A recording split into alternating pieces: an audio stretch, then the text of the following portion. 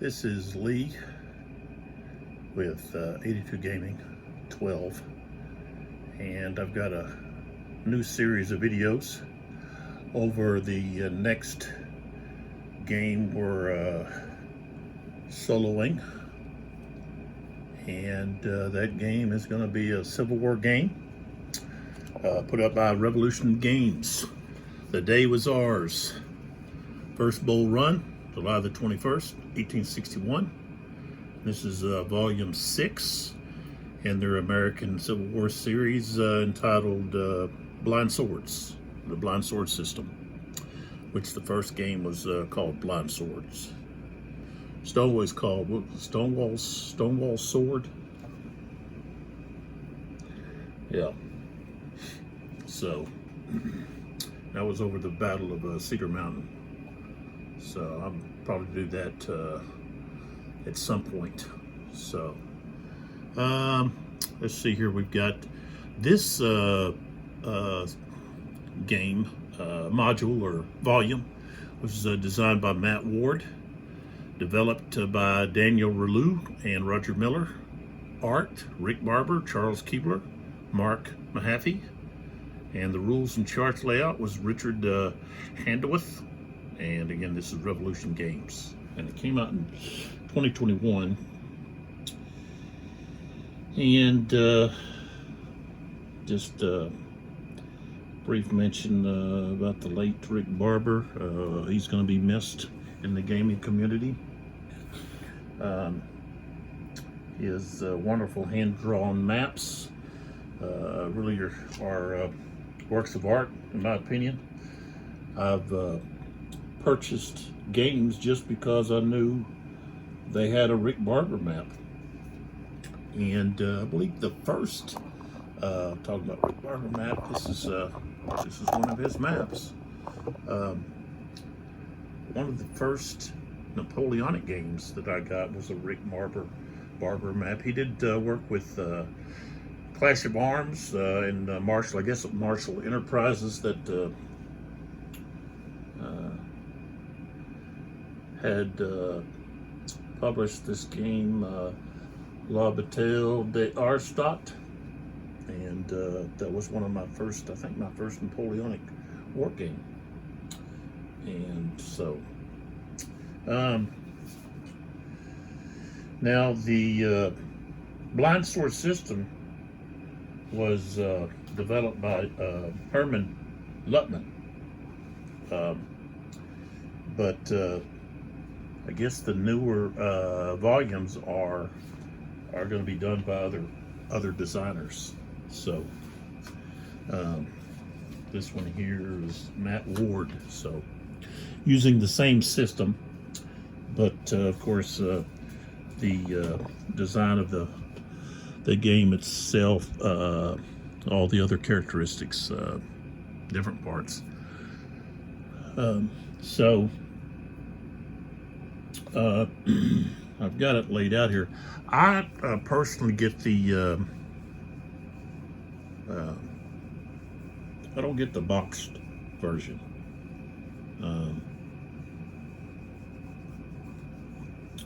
I'm gonna move some stuff here to show you what I do with these. So drop that. So what we have here is just a plastic storage container, and this actually has let's see, actually got I put three, I think 3 in here. So I've got Longstreet Attacks, there's Kernstown, so there, of course, there it is. And there's the Longstreet, but and then I share the so those are just the game counters themselves, but this little thing here costs like $4. You can get it at Michael's. You can also get it at Hobby Lobby. I saw them in Hobby Lobby when I was in there looking at some other things. But so I've got that one there, and of course I've got here, I've got Thunder in the Ozarks and Stonewall Sword. And of course, I'm sure you recognize, if you're into this system, this is the original game that started it all. And we've got, of course, Herman Luttman and Rick Barber, Charles Keebler were involved in this first volume in the series. And I actually had this when it came out. I got it, and I don't know, for some reason I think I might have played it, and I guess maybe I was into some other things, and I got rid of it. And I don't think I really gave it a good enough look. And I got interested in all of this again. Here is actually the counters for the markers. I just combined them, not for all the games, but just I combined the markers that are in that one box. So this has Longstreet Attacks, Kernstown, and the Battle of Bull Run. The Day Was Ours, all in one little container. That way you've got plenty of markers.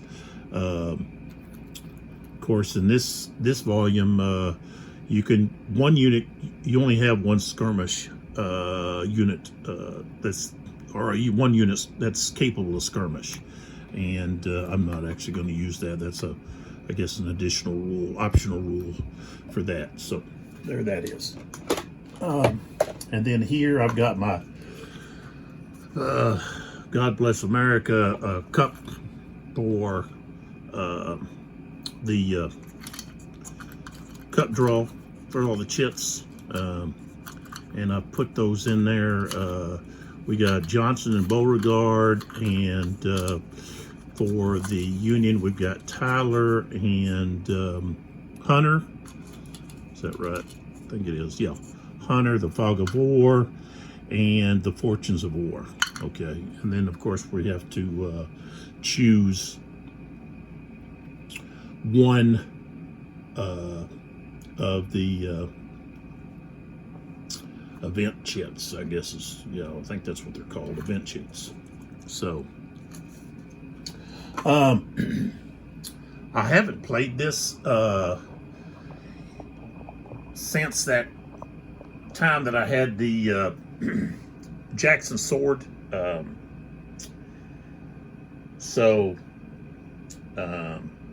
This is like, really, it's like a new game. So I may be looking at the rules, thinking about different things in regard to that. And I'm probably will make some adjustments before we start on where I have units. This is a tactical series.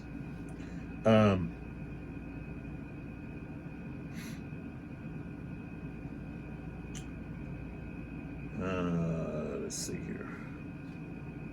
Let me pull over here to this other exclusive rules. I've got to go over quite a few of these exclusive rules. So the game scale is, each map hex is approximately 150 yards across. So that's like 1.5 football fields, or actually a little smaller, because you got football fields have, they've got the 50-yard line. So it'd be like goal line to goal line is actually would be, is that right? Yeah, 50, yeah, should be goal line to goal line. Not end zone, end of end zone. That's another 10 yards on each, so that's 120 actually. So, but each hex is 150 yards across. Infantry and cavalry units represent regiments or battalions. Artillery units represent individual batteries or sections. One strength point equals about 50 men or a single gun. And the turns are 30 minutes, roughly. So, and I really don't go into explaining all the rules. I explain stuff as I go along here. But Again, I'll probably mention over and over the maps, especially this map, and as we I get to the other games in the series. I love a Rick Barber map. To me, it's very easy on the eyes. It's very appealing. Looks great, and it's easy to distinguish what's what, in my opinion. It's easy to see where one elevation is. It starts and stops. And of course, on this map, you've got numbers. These numbers represent changes in elevation. So, so if we're looking here, we've got this darker green. So the darker the green, the lower the elevation. So we've got this dark green and the light green. So we've got 3, and then it goes to 4, and then we have really a light green. Becomes 5, and then the darker yellow, you could say, well, that's not quite yellow, but that's what it is really. It's a yellow. The darker the yellow, the higher the elevation. So if we move a little bit further over here, let's see if I can find, where's that? There it is. So here we got the 4, the 5, then we have this area here's all 6, and then 7. I believe some of the other maps have up to 9, and maybe up to 11, I believe.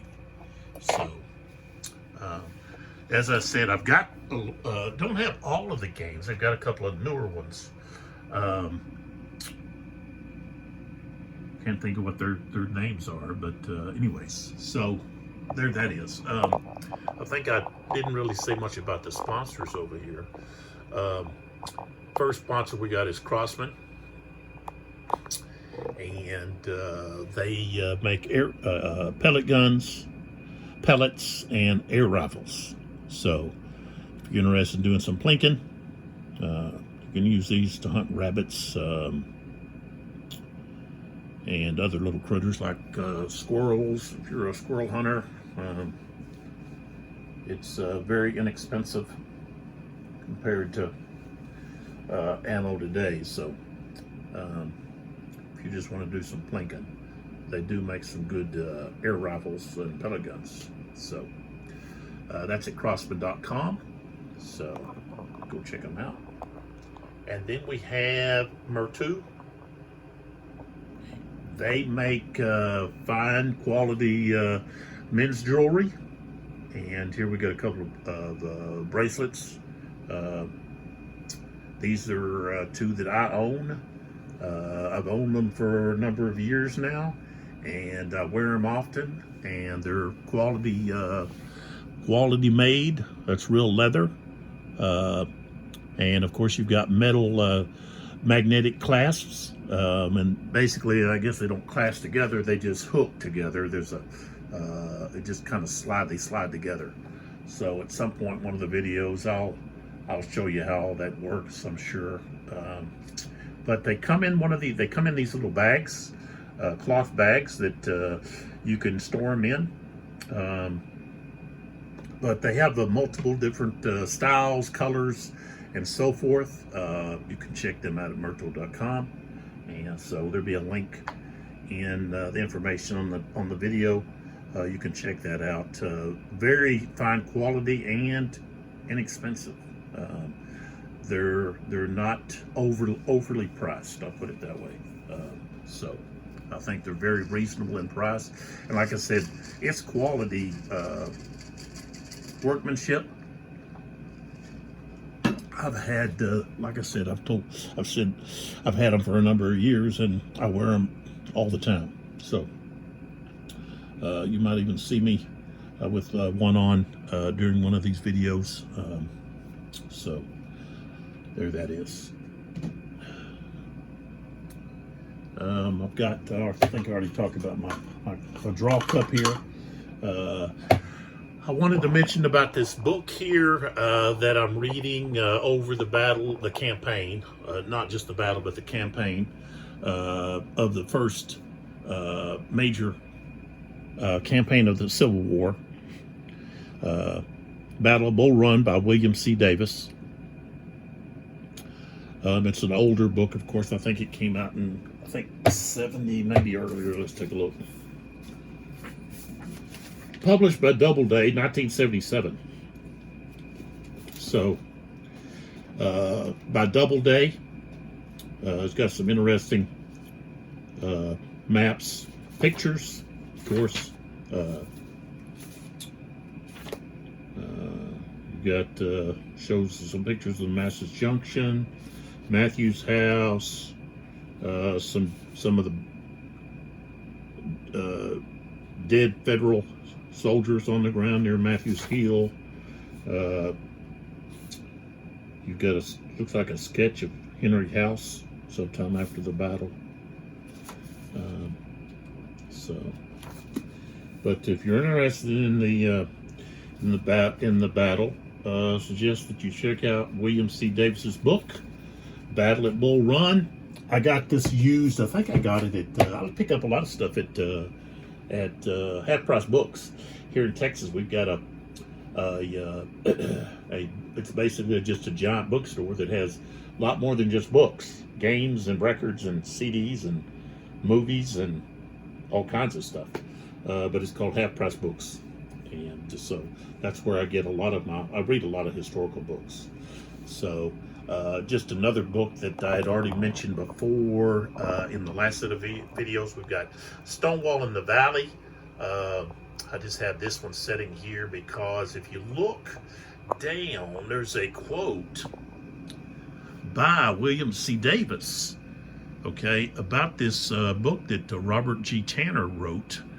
And it says, a major revision, expanded and updated, virtually a new book. And that's pretty much true because Robert G. Tanner had published the book years ago. Well, I say years ago. All I have here is the book jacket. I've got the book at another back over here somewhere. I'd have to get it out. But I probably need to do that because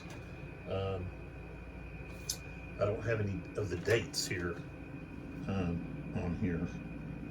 I don't see the date, but it's published by Stackpool Books. So, like I said, I got it from Half Price Books, and I'll have to get that out. But that doesn't really. It has to do with this in the respect that it's in this battle that Stonewall, Thomas J. Jackson gets his famous nickname Stonewall, and that's accredited to General B. Supposedly, he saw Stonewall or Jackson and his brigade standing firm there on Henry Hill, and he made the comment that look there, men, there's Jackson standing like a stone wall, let's rally around him, da da da da. And of course B is killed during the battle, and so but that's where he gets his name. Whether it's myth or legend or actual true, is I think it's debatable about who actually said it and so forth. But that might be something you want to research, take a look at. Okay, so let's talk about the game itself. Let's swing down here a little bit. Over here, I've got the charts. I've got this plexiglass. Of course, I've got my magnifying glass if I need it. I've got my little cubes and all of that over here. But I can't I could not set this map up where it was lengthwise. I had to lay it in here sideways because of the size of this table. But if we take a look at the compass rose, you call it the compass rose, north is going to be on the left of the camera, okay, video, and south will be to the right, and east will be to the top, and west will be back toward the camera, and that's pretty much true to how this desk is sitting. So the map is really pointing toward north. I think he would have to turn it a little bit to be directly north, but not much. So it'd actually be sitting here kind of cockeyed a little bit. So, so over there, we've got the timetable, and I've got all the units that'll be coming in, and reinforcements already sitting there. Then we have, a little closer here. Over here, this is just where I'm sitting. Those event chits. And across the top, I say the top of the map there, on the east side of the map, I've got the brigade leaders over there, and I guess some of the divisional leaders. Yeah. There's one right here. Hanselman. Okay. So there he is. But those are there so that we can flip them over when they're activated, when they're available. So that's that. Another good look at the fabulous map. I've got this magnifying glass that I could use to help pull certain images up. If we closed in, we could even look a lot closer. So, of course, we've got our terrain chart here, showing the different terrain, and it's easy to see what is the angled slope. Let's see where it yeah, right here. It looks like to me like a seashell is what it looks like to me. And of course, a steep slope is going to have two lines showing that there's more than one line, a slope change at a hex side. Okay, so a slope is going to change at the hex side, not in the middle of a hex. So there that is. And of course, we've got the bridge there. We've got a road, a trail, Bull Run. The river there runs along the hex side. Streams that, like a dry stream or any kind of stream that's going through the hex, doesn't affect anything, and neither do the buildings. Okay, buildings are just for historical purposes. You got the VP hexes. So, and then we got fords. A ford is going to be where a trail across the Bull Run. There's a couple of those. But there's no combat across close combat across the across Bull Run. So forces are not able to have close combat across the Bull Run. Of course, you can fire across it, of course, and let's see, crossing Bull Run. Is not permitted by any unit. Infantry, artillery, cavalry, they cannot cross Bull Run. They must cross, well, they can cross at a bridge or a ford, but they can't cross at any other location. So that's something to keep in mind. And also woods, artillery and cavalry are not allowed in woods unless they're on a trail or some kind of road.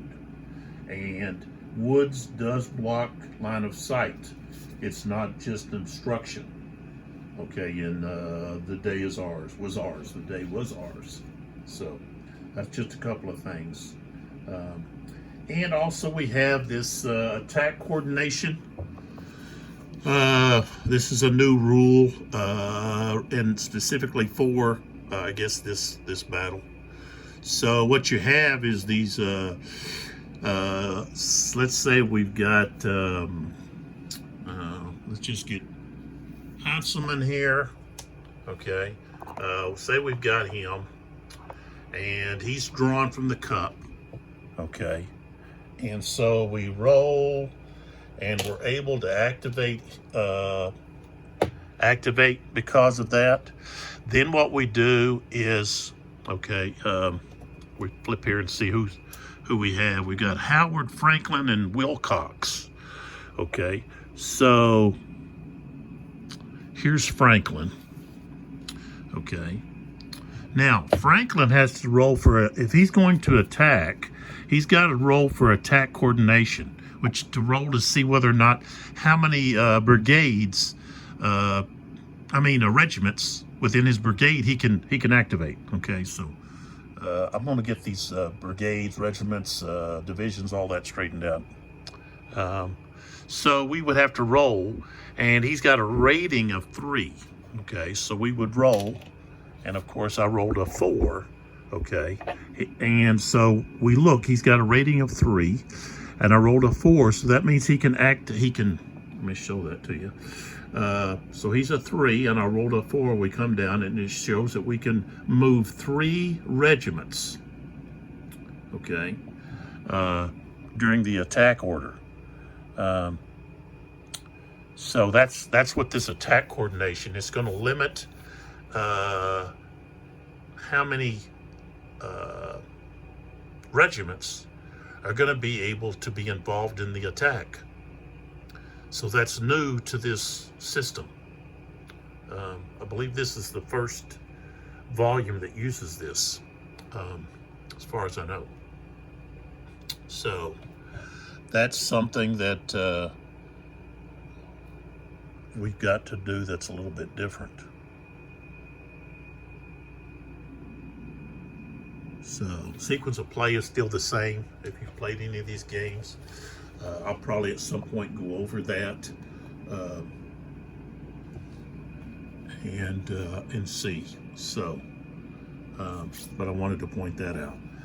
Something else I need to point out. Of course, there's some different of these event chits. There's some different ones. You got blackberries. On this, you roll a die on a roll 1 through 3. A Union brigade or a Confederate brigade, depending on who's actually playing it. Scheduled to enter as a reinforcement in a subsequent turn. The brigade will be delayed 1 turn. Once a Union brigade has been delayed by this chit, remove it from the game. This chit may only be used once in a game. So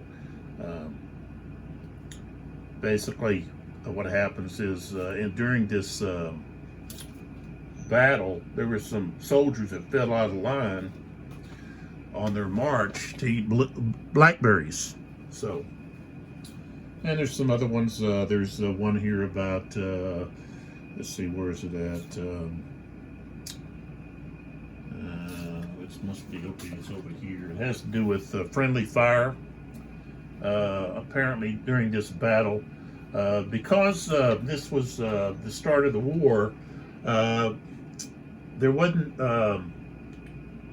Both sides had uniforms that could have been worn by either side, and so there's a lot of confusion in who's who, and so you had some friendly fire, and that occurred, I think, several times during this battle. Some of it had to do with Evans, some of Evans' troops firing on his own men. So that was some things that were going on. So that's one of the chits. Here it is. It says firing on friends. Okay, so that one's handled a little bit different. That's going to be one of the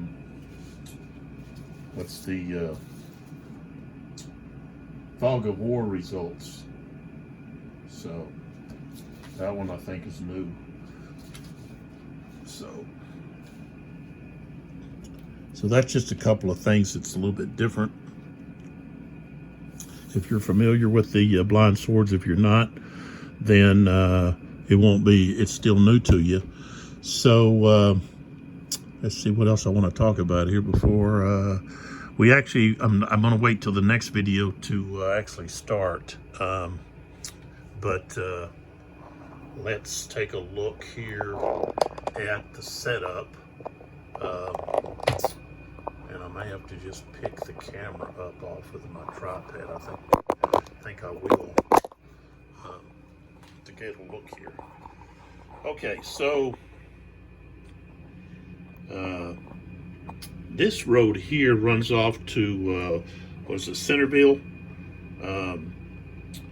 and so this is the Warrington Pike right there, running east and west. And this is the Stone Bridge right here. Okay, important stone bridge, and it's going to be the Union are restricted from crossing that stone bridge. I'm going to talk about that. But you got Shanks Brigade there and Sherman's Brigade, both there near that. And I think what I'm going to do is I'm going to actually back these Schenck. I might back them off. I haven't quite. I'm just kind of getting a look at the terrain and all of that. I haven't actually started yet. Down here we have Cox. I think that's how you pronounce it. Cook. It's not Cook, but Cox Brigade down here with. Let's see. He's got looks like 6 guns. Latham and Rogers, and they're up on that hill overlooking a pretty good area. So they might have, let's see, I don't know, no, not right now. Now, they might, Union, right now they're not in range, I mean, they're out of sight, I think, due to this here. Because that's the same height, same elevation, and so they wouldn't be able to see these 3 units there where they're at. So, but they've got pretty much control over this ford here. I think that's Lewis's ford. So any units attempting to approach that ford is probably going to get blasted. So. But Cock has some pretty strong units over here. They got some low cohesion rating, but there that is. So, and of course we've got these objective hexes, and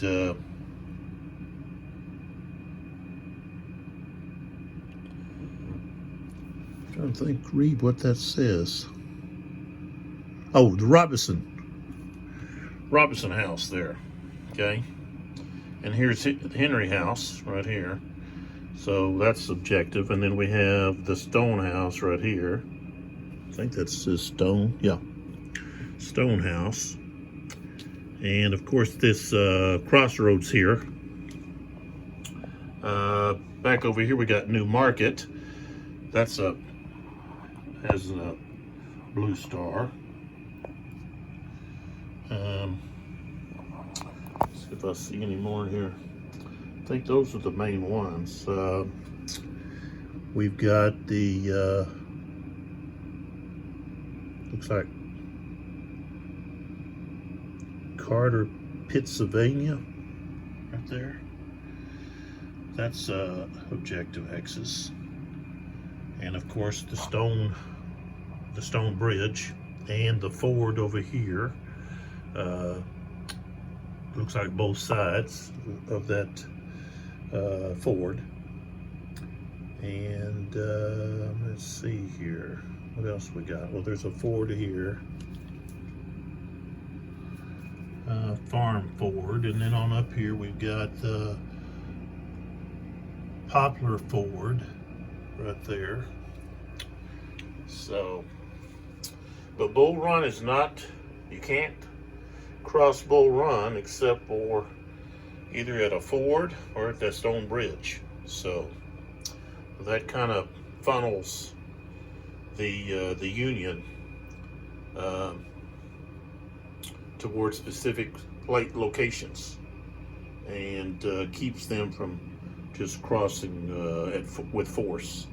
So that's a little bit about that. Now I need to reconnect here so that we can talk about the different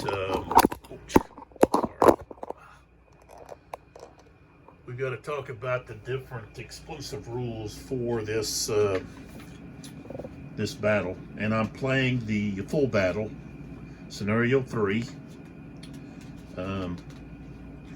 titled "He Fell in the Most Spectacular Way." This is a quote from the Marylander who witnessed the wounding of Colonel Smith of Jackson's command. So, okay, let's take a look at the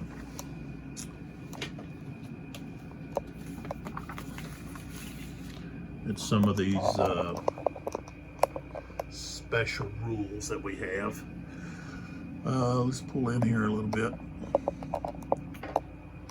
Okay, so the scenario is 17 turns long, starting at 9, ending at the conclusion of the 5 p.m. turn. Okay.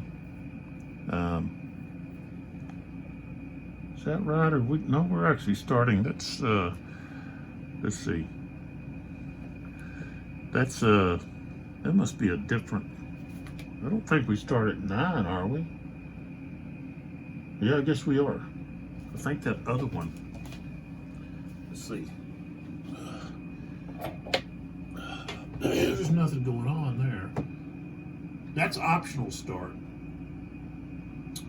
Okay, so yeah, we're starting at 9. Okay, so we're starting at 9. Okay. So we place Tyler, Hunter, Beauregard, and Johnson, Fog Award, Fortunes Award, chits in the draw cup. We follow the rules in section 5.1 and 5.2 of the event chits. Okay, and what that is each side is going to be able to pick one event chit, and then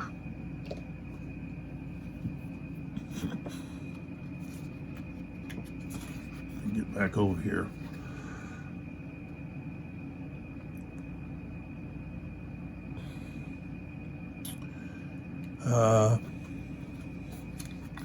Go back here. I think they get to pick randomly.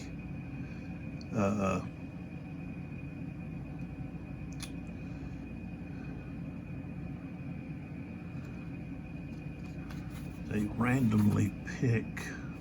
Where did I read that at? I may have to just come back to it later.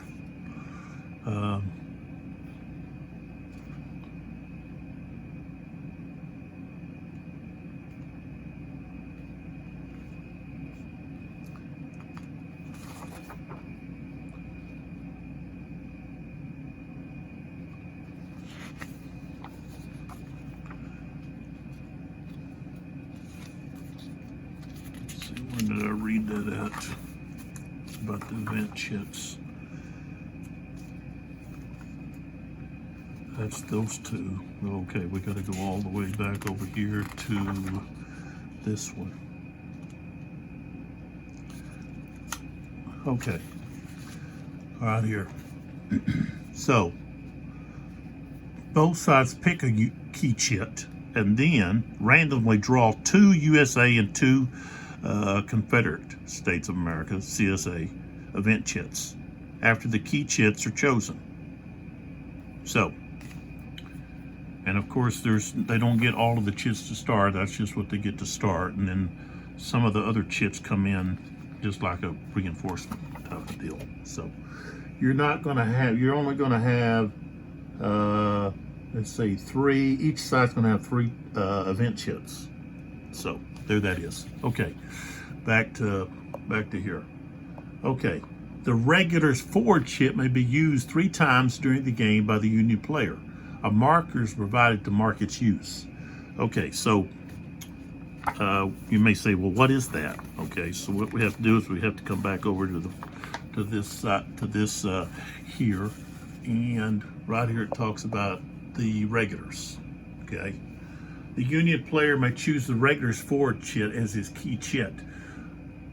Okay, but if not, he sets it aside as it is automatically excluded from the random chit pool.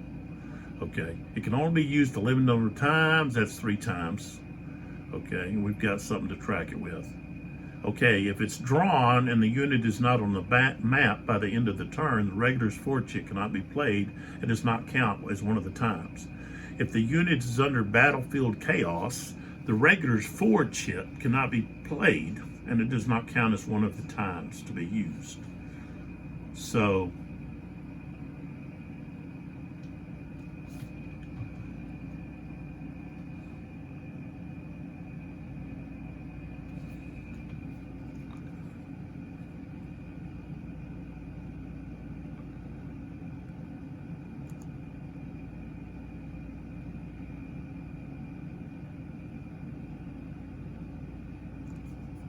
but I don't know where it talks about what it actually does. What does the forward chit mean? It actually don't come in till later. Oh, there it is. Regulars forward. I don't know if it just says regulars forward. Well, I guess I have to look at this thing over here. That's better. Here we go. Okay, regulars forward. Here we go. Okay, regulars forward. Play now or at the start of any chit draw phase. Okay, the U.S. Infantry Battalion under Porter is activated and automatically placed under any order. Okay, CSA may not play Command Confusion or Exhaustion to counter this chit. This chit may only be placed in the cup as a key chit, not by a random draw. Okay, so that's basically able to move a certain unit automatically. So that's what that's for. Okay, so now we know, but I'm sure we'll have to be reminded eventually somewhere. Okay, so that's 3. Now we go to 4. Union units may not cross the stone bridge. Okay, I showed you where the stone bridge. That's where Evans and Shank are opposite each other. Okay, and I'll just pull up here, right there. So I guess I can put this black die right there. That's the stone bridge. So the Union forces units may not cross there. Okay. The reason is the Union was not aware what was on the other side. Okay. Because you've got these woods here. Okay. And so they were hesitant about crossing that in fear of what was on the other side, and that as they cross, they might, be forced to retreat, and they'd have to, maybe some of them go swimming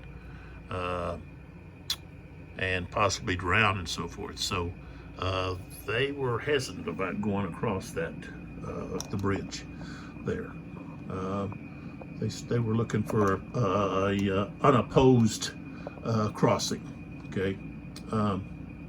Okay. Taylor's lack of initiative. Okay, so Shank's brigade may never move more than 3 hexes away from hex 3821. Okay, and I believe if we look here, so there's the stone bridge. I think I'll use a different little marker. I'll put a, excuse me, put an orange marker there.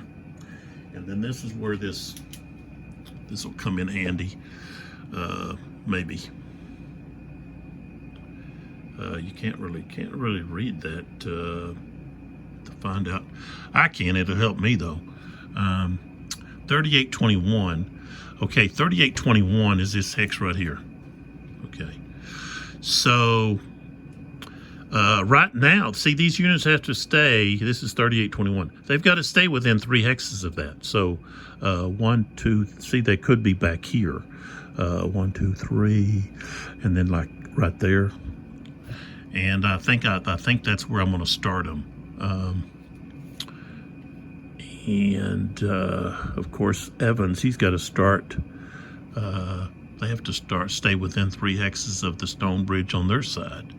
So I really can't back up. Be good to back him up, but he can't fire. And if he's in here, the artillery can't, because that's that angled stuff. He'd be better off like right there. And then he'd have a pretty good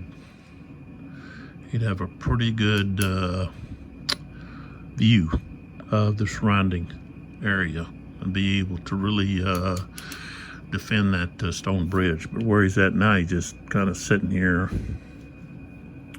with these on either side in the woods. That's where we're at. Okay, so this is Shank has to stay within 3 hexes. 1, 2, 3. So they are all within 3 hexes. Okay, so now we go back here so we can take a look at what next. Okay, that's Tyler's, one of Tyler's brigades, Shank. Okay, and let's move on up here. So now we're looking at 6 here. Carlisle's artillery that enters at 9:30 may not move further than 3 hexes from 3821. So we've got, just flip over here to show you.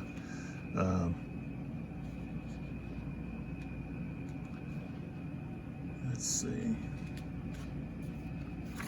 What's it say now? It says Carlisle's artillery that enters at 9:30. Oh yeah.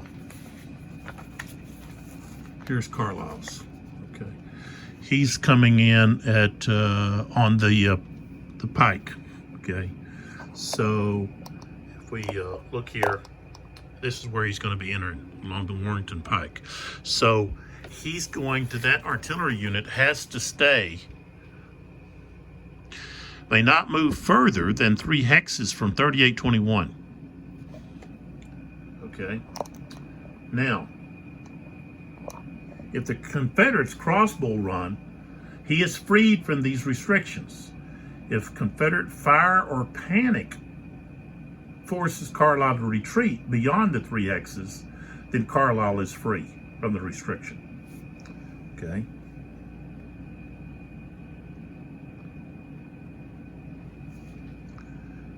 Now, same thing applies to Shank.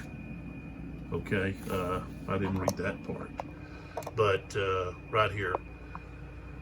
Okay, so right here it says, Shank is freed from this restriction if the Confederates crossbow run. If Confederate fire or panic forces a unit of Shank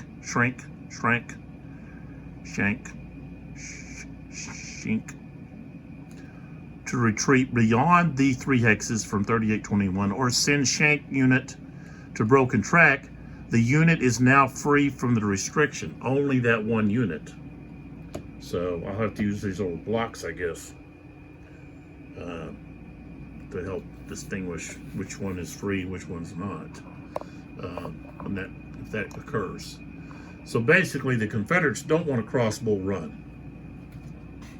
Okay, they didn't. Historically, they didn't. Evans could have, but he didn't. He even he basically had his units behind some hills and some elevation, and he didn't even return fire when the Union brought their artillery up. It would have been up here on this higher elevation here, and they fired into Evans' troops. He didn't return fire. He was hiding what the strength of his artillery. So that's, the Confederates really don't want to provoke the Union where they're going to be free to move, okay? Even though they're not allowed to cross the stone bridge, okay? According to the rules. Okay, Evans 4, South Carolina B unit may never move more than 3 hexes from 3721 until the lull is declared. And we're going to talk about what the lull is. Okay, so now we're looking at 3721 is, there's the stone bridge, so it's this objective hex here. Pointed out to you here. This hex here, right across Bull Run on the other side of the stone bridge. So, let's see, which one is that? Evans 4. Okay, B. So this unit right here has to stay. These others can move, but what happened was Evans left a small detachment, basically some skirmishers behind, as he moved his forces north to help. Basically, he pulled his forces back first, but then later on he moves them to confront the Union that have found a ford and started crossing on his left flank. So that's what the rule's there for, is because he left some of his forces behind. So that's why that rule's there. Okay, so we've got Cox detachment may not be activated until the 10:30 a.m. turn, at the cost of 1 victory point per regiment.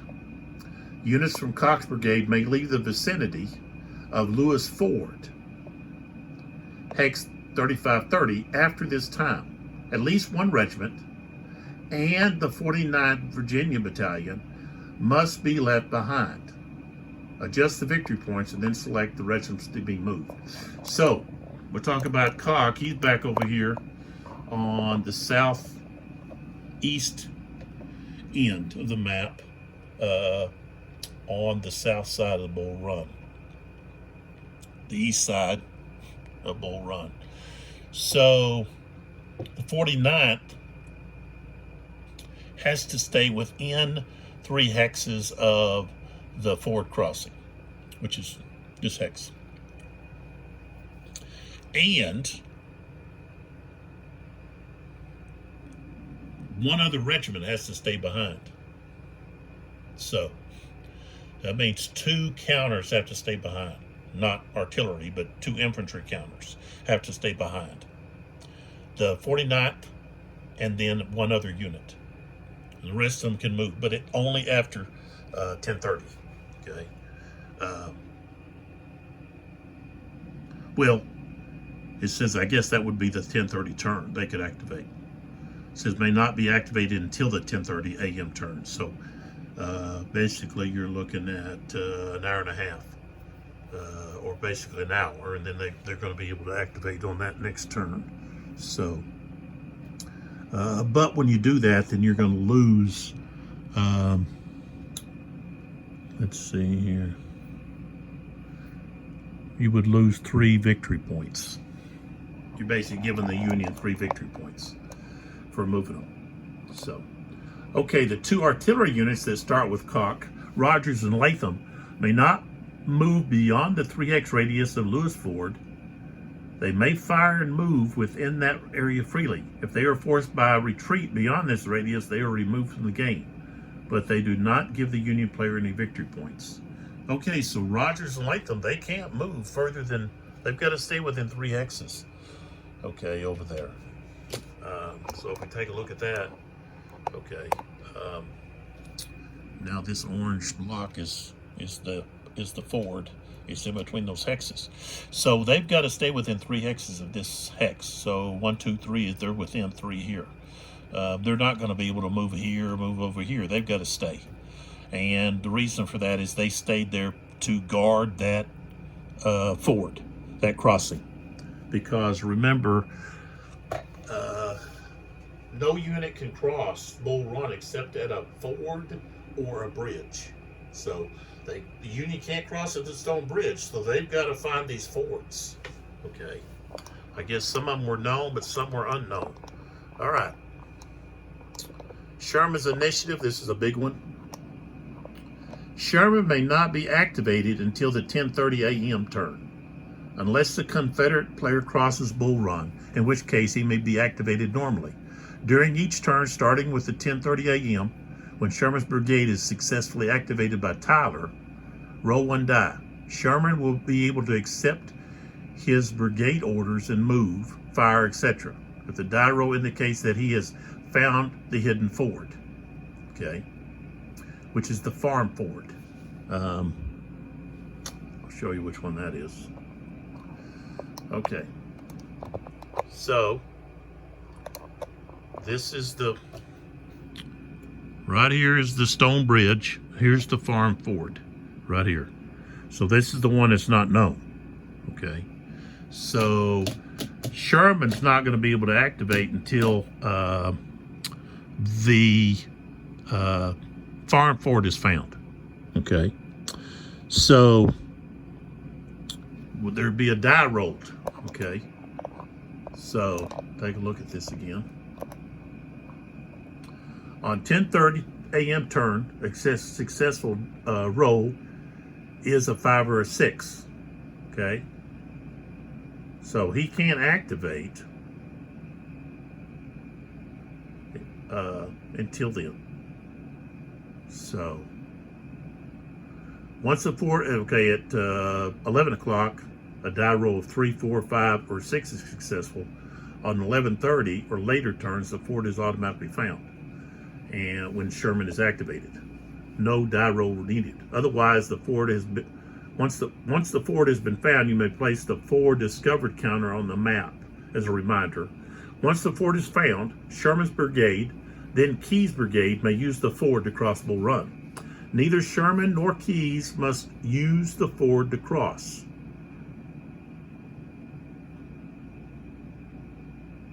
They could, for example, attack Lewis's ford or march to Poplar Ford and cross, but they must locate the ford first.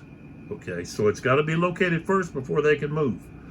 Okay, but once they locate it, they can use, any of the fords. Okay, so that's something I have to remember. Okay, Keyes' brigade enters in hex 4022, the turn after Sherman finds the ford, or the turn after the Confederate player crosses Bull Run. So right there it tells you that the Confederates don't cross Bull Run. Don't try to cross Bull Run to attack. Okay, then we have the lull. What is the lull? It's a little bit of breaking during the battle. Okay, the Confederate player may declare a withdrawal. Okay, this is what happened was the Union forces found these extra fords. Okay, they had marched some of their divisions up north from the Stone Bridge, the Warrenton Pike, to locate other forts to be able to cross. Because they did not want to force a crossing at the Stone Bridge. They didn't know what was on the other side. So they also were trying to outflank the Confederates. So it takes time for the Union forces to march along the winding paths. Okay, it wasn't just a straight shot. It wasn't a pike. So you got trails and these other roads and so forth, and they were windy, so it took time. So, but what happened was they did get around, and that's going to force the Confederate army to begin to pull back, which they had to do. So here we are. Let me pull back some. So we've got this Warrenton Pike. Evans is going to leave some forces behind to guard the Stone Bridge, but then he pulls back. And I don't know how far he pulled back. He might have pulled back to here. I think it was. I don't think he pulled all the way back to here. I think he was in here.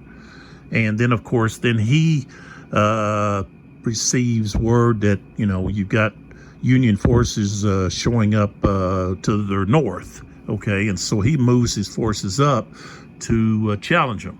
Okay, so he moves up. And, of course, you've got other forces begin to pull back.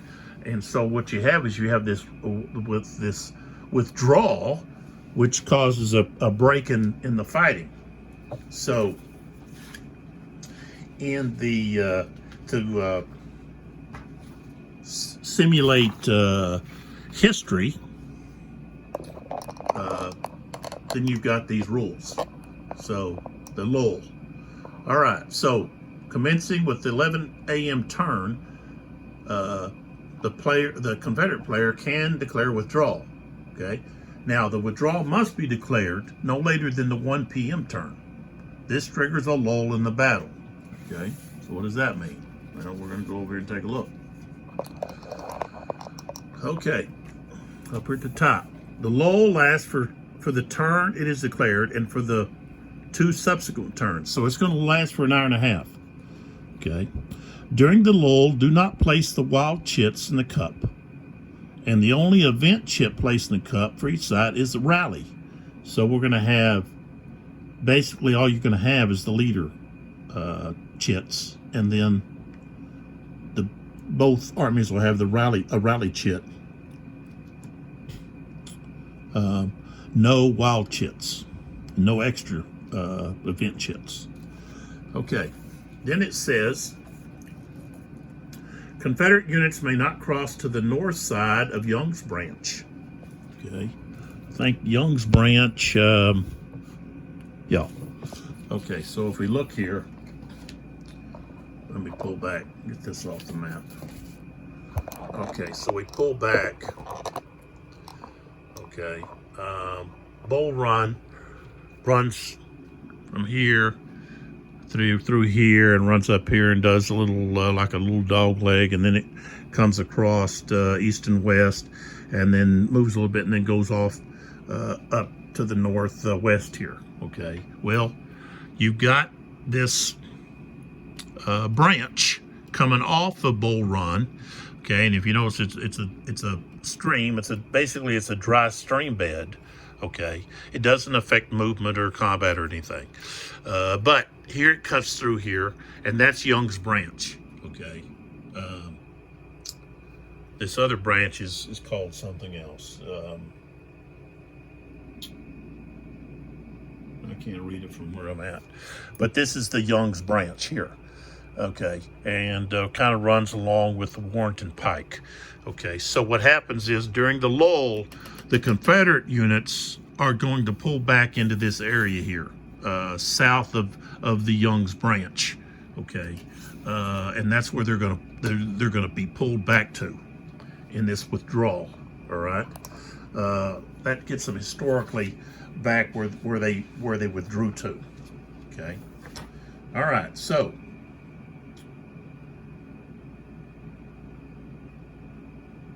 Now it says they may not enter the hex containing Young's Branch, but okay, they may enter the hex containing Young's Branch, but not finish the lull in those hexes. Okay, so during part of the lull they can be in those hexes, but then at the end of the lull they've got to be outside of those hexes, south of those hexes of Young's Branch. Okay, so let's go back here and take a look at the rules here. Okay, so let me move this here and just be looking right on this, down on it. Okay, so it says Young's Branch runs from hex 1023 to Bull Run. Also, the Confederate player may only use maneuver and rally orders.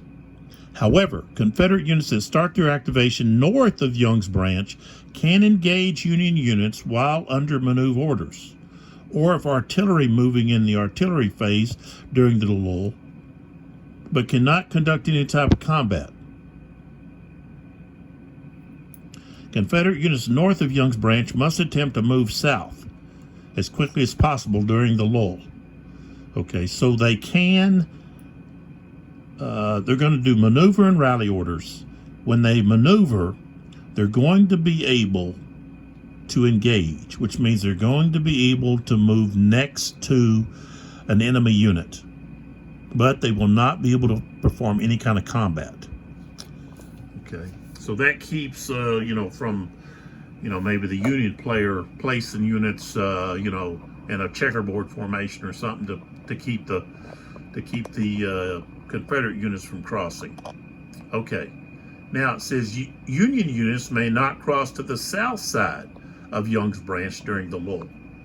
They may enter the hex containing the Young's Branch, but not finish the lull in those hexes. Also, the Union player may only use defend and maneuver orders. Oh, so they don't get to use rally. Wow.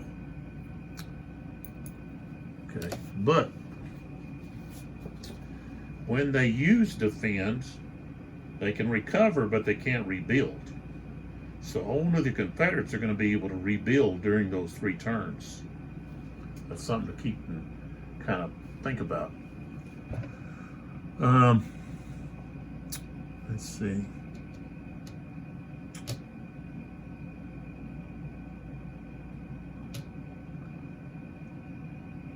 However, Union units that start their activation south of Young's Branch can engage Confederate units while under maneuver orders, or if artillery moving in the artillery phase,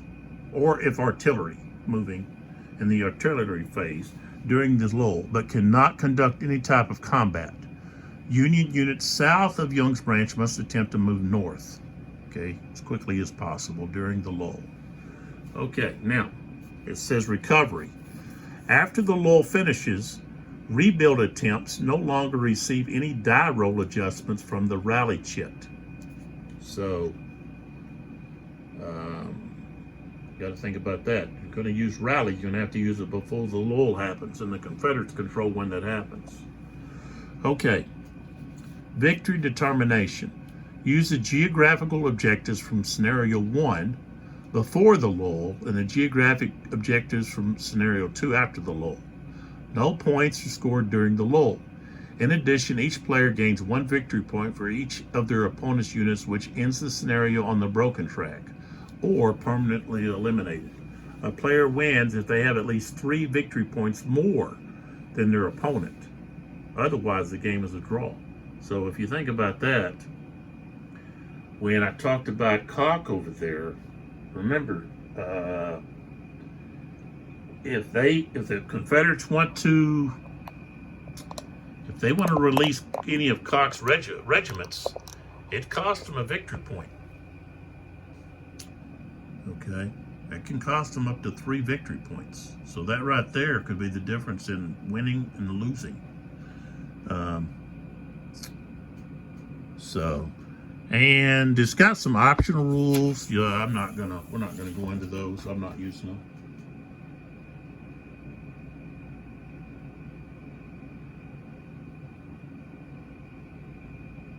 And I guess the Union, well, McDowell and even Tyler thought that the Confederates had mined the stone bridge, so that's one of the reasons they weren't going to cross it. They were fearful that they were going to be crossing it and get blown to bits. So, okay, let's take a look here. A whole hour here just talking about the start of the game. Let's talk about the victory points. Okay, so before the lull, each player receives a victory point for each of the following hexes or locations they control at the end of a turn. Okay. So 2514, 1914, and 2021. Okay. So we got to find those hexes. So before the lull, we've got 25. I'll put them in green, I guess. We'll just put them in red.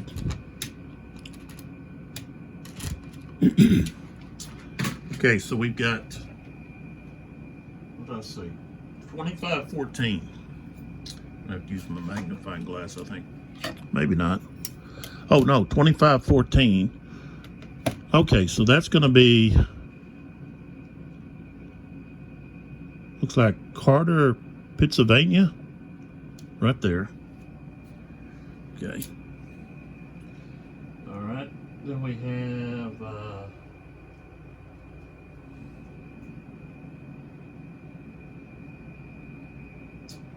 1914.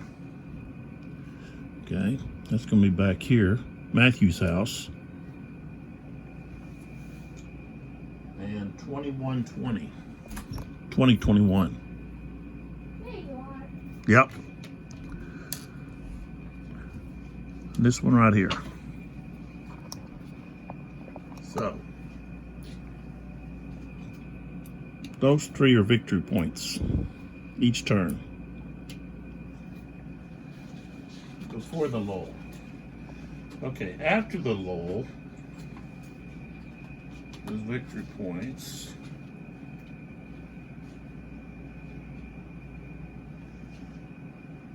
Okay, it's going to be 2 victory points.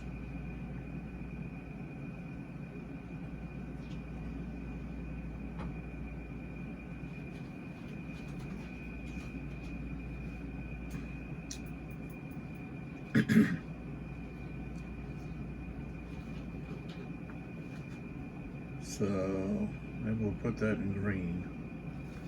Henry House, yeah. Let's put that in green. After. So you got Henry House and Robinson House. Okay.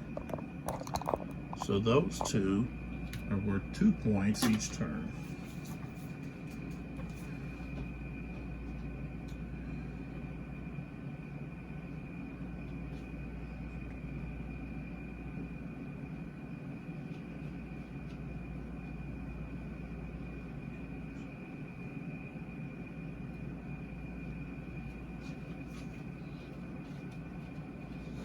And then you've got some other things here. It talks about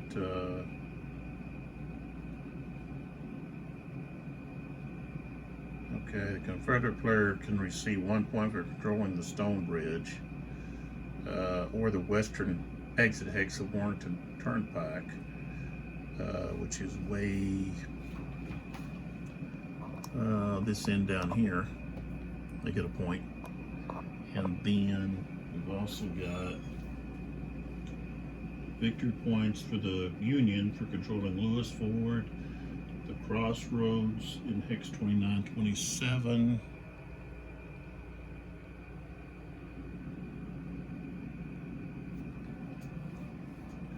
See where 2927 is.